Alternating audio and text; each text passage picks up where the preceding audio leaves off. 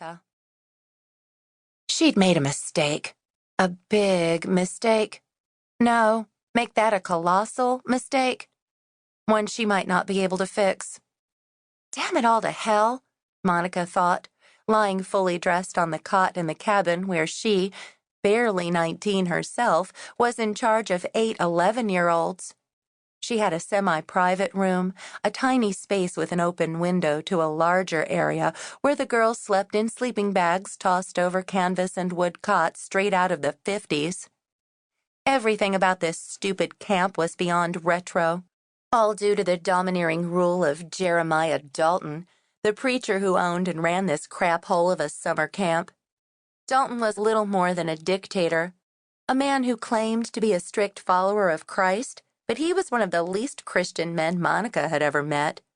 A tall, imposing figure with sharp eyes and strong features, Dalton had a doctorate in theology and was so proud of it he expected everyone to call him doctor or reverend, even his wife and kids. How sick was that? Not that she could think about him now. She had bigger, more personal problems to deal with, she thought bitterly as she stared upward to the exposed rafters that supported the pitched ceiling. Through the open window, she heard the lonesome hoot of an owl over the ever-present sound of the surf pounding the cliffs not a quarter of a mile away. She checked her watch. Nearly midnight. The other girls would be gathering at the cove, waiting for her. They were counselors at Camp Horseshoe as well, and bitches, every damned one of them. She hated them all and wondered why she'd even drawn any of them into her confidence, especially Bernadette.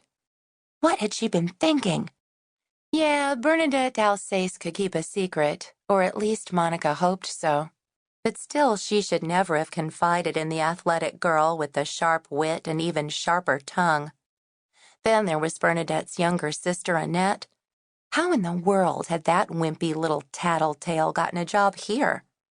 Barely older than the campers, Annette slunk around the cabins and rec hall, her tiny ears open, listening for gossip. Truth to tell, Annette with her wide eyes and not-so-innocent smile kind of freaked Monica out. Another freakoid bitch. Oh, bloody hell, she had to quit thinking and get going. She felt something inside her shift, but she could do nothing about it. She'd been pregnant, had even given Tyler the news that, like it or not, he was going to be a father. Had secretly hoped that he would change with learning the knowledge, that he would love her and marry her. She swallowed hard. That had been 2 weeks ago. Now everything had changed. She'd been spotting and cramping, and a deep sadness yawned within her. She hadn't planned on getting pregnant. No. Oh, God, no. Never. But it had happened. And though she hadn't thought she'd wanted a baby, for fuck's sake, she was much too young to raise a child. She'd been disappointed at the thought of a miscarriage, her silly, romantic fantasies about a life with Tyler destroyed. He was so handsome, with his thick brown hair, square jaw, and eyes the color of steel. Virile, athletic, ready for any challenge, he was everything she'd ever wanted, she'd thought. And then the baby, and then no baby, and... Tears flooded her eyes, but she told herself it was for the best. Now they could both go on to college, and Tyler was free to marry Jo-Beth, the girl to whom he was nearly engaged. No, make that the bitch to whom he was almost engaged.